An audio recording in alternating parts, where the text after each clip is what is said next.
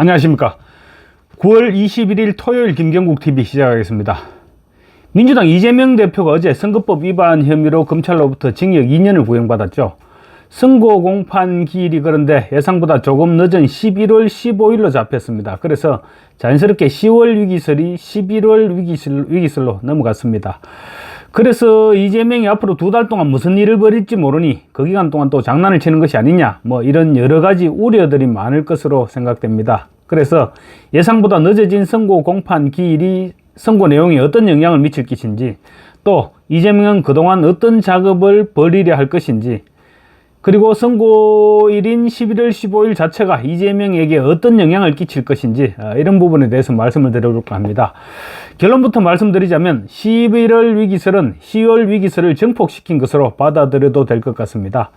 다소 늦어지기는 하지만 이재명이 받게 되는 충격 강도는 훨씬 세질 것이란 말입니다. 선거법 위반 재판의 경우 원래 예상대로라면 10월 18일이나 25일 정도 그쯤에 선고를 기대했는데 지금 11월 15일로 날짜가 잡혔죠. 그래서 한 20일에서 한 달 정도 더 늦어진 것으로 그렇게 보입니다. 그런데 위정교사 혐의에 대한 결심 공판이 오는 30일 열립니다. 검찰은 위정교사 혐의에 대해서도 아마 법정 최고형을 구형할 것입니다. 양형 기준은 징역 3년이고 최고형은 징역 5년까지입니다. 최소 3년에서 5년은 구형할 것이란 말입니다. 그러면 지금부터 오는 30일까지 열흘 정도는 선거법 재판에서 구형된 징역 2년, 이 부분 때문에 지금 여론이 들끓게 되겠죠. 그리고 30일부터는 여기에다 이제 위정교사 혐의에 대한 구형까지 겹치면서 이재명의 위기가 최고조로 증폭될 것입니다. 그 상태로 한 달 반이 지나면 11월 15일 선거법 위반에 대한 1심이 선고되죠. 물론 그 전에 11월 초에 위정교사 혐의에 대한 1심 선고가 내려질 수도 있습니다. 위정교사 혐의에 대한 선고가 선거법 선고에 앞서거나 뒤서거나 큰 차이는 없을 것입니다. 다만 판사들끼리 이제 누가 먼저 폭탄을 터뜨리느냐, 그런 눈치 경쟁이 벌어지겠지만 그런 부분은 일반 국민들과는 무관한 일이죠. 위정교사 혐의 역시 집행유예 이상의 형이 선고되면 이재명은 의원직을 상실하고 또 피선거권도 박탈됩니다. 다만 선거법이 아니기 때문에 지난 대선 비용 434억 원의 반납과는 무관합니다. 위정교사 혐의에 대해서 오는 30일 이제 결심 공판이 열리죠. 결심 공판이 열리면 통상적인 경우처럼 한 달 후에 선고 공판이 열린다. 그러면 11월 4일 정도의 선고를 예상할 수 있습니다. 그렇지만 선거법 재판처럼 다소 지연될 경우 11월 그렇다고 하더라도 11월 말을 넘기기는 힘들 것입니다. 어쨌거나 11월 내로 두 사건의 재판에서 어쩌면 두 건 모두 징역형을 선고받게 된다면 이재명은 1심이기는 하지만 사실상 정치 생명이 끝나게 됩니다. 아무리 민주당이 이재명 1극 체제라고 하더라도 민주당원들이나 현역 의원들이 두 건의 재판에서 실형을 선고받은 이재명을 지금처럼 떠받들지는 못할 것입니다. 당연히 대안을 모색해야 한다, 이런 주장이 터져 나오겠죠. 그러면 현재 움직이고 있는 김부겸이나 김동연 이런 사람들에 대한 관심도가 높아질 수밖에 없을 것입니다. 그리고 공교롭게도 이재명의 선고를 전후해서 독일에 머물고 있는 김경수도 귀국을 합니다. 김경수의 실력 여부에 대해서는 그 부분에 대한 부분은 논외로 치고, 어쨌거나 김경수가 귀국하는 순간 야권 전체의 관심이 야권의 3김에게로 모아질 수밖에 없을 것이죠. 김부겸, 김동연, 김경수 이 세 사람에 대한 관심은 이재명의 당 장악력을 현저하게 떨어뜨릴 수밖에 없을 것입니다.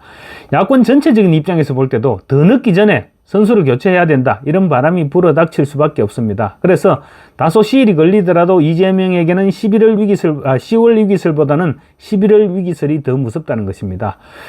물론 이재명이 예상보다 한 달 늦어진 선거법 재판 선고를 앞두고 온갖 획책을 할 것입니다. 아마 재판부가 선고일을 넉넉하게 잡은 것은 이 사건이 미칠 파장이 그만큼 강력하기 때문에 충분히 검토하겠다, 이런 의도로 볼 수 있겠죠. 그런데 어쩌면 여론재판으로 흘러갈 가능성도 배제할 수는 없을 것입니다.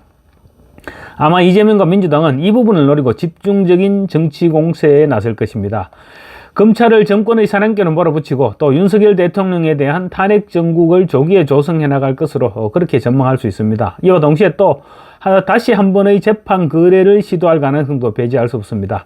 이재명은 이미 자신의 친형 정신병원 입원과 관련한 허위 사실을 유포한 혐의로 선거법 위반 재판에서 대법원에서 판결을 뒤집어 본 경험이 있습니다. 사실로 확인되지는 않았지만 당시 대장동 사업자인 김만배가 권순일 대법관을 만나서 재판 거래를 했다, 이런 의혹이 제기되기도 했죠. 그래서 이재명은 재판부에 대한 설득도 끝까지 포기하지 않을 것입니다.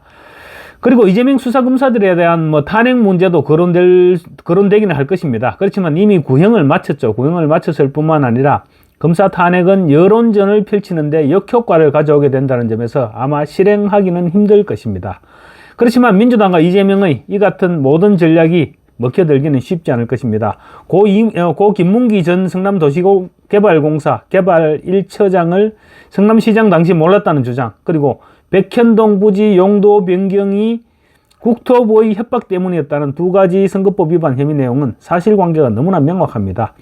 이재명 본인 역시 피고인 신문에서 사실상 두 가지 혐의를 모두 인정했습니다. 다만 고의성이 없었다는 식의 주장을 반복했죠. 재판부가 아마 고민을 더할 것입니다. 그렇지만 아무리 고민을 한다고 하더라도 무죄를 선고할 수 있는 사안은 아닙니다. 검찰은 징역 2년을 구형하면서 이재명은 상습적으로 거짓말을 하고 상습적으로 사법방해를 일삼아 왔으므로 격리시킬 필요가 있다는 점을 강조했습니다. 사실 이재명과 민주당 그리고 개딸들은 수시로 판검사를 협박하는 등 헌정질서를 문란시키는 행위를 자행해왔습니다. 그래서 그만큼 엄정한 법 집행이 반드시 뒤따라야 한다는 여론이 들끓고 있습니다. 검찰이 이재명의 상습적인 거짓말 그리고 상습적인 사법방해를 거론한 것은 아마 일종의 대국민 호소로 받아들여도 될 것 같습니다.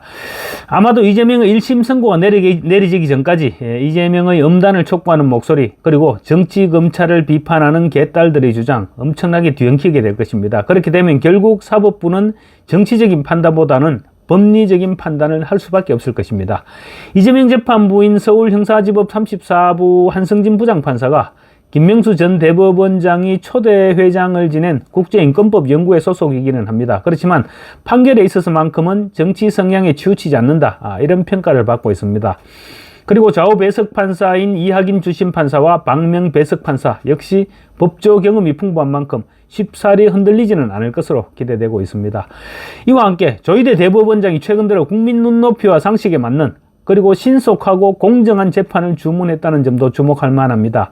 조희대 대법원장이 주문한 내용은 지극히 상식적인 주문입니다. 그럼에도 불구하고 별도로 그런 주문을 했다는 것은 법원 내에 그런 상식이 지켜지지 않는 재판이 있어 왔다는 말이고, 이를 공개적으로 거론한 것은 일종의 경고로 볼 수 있을 것입니다.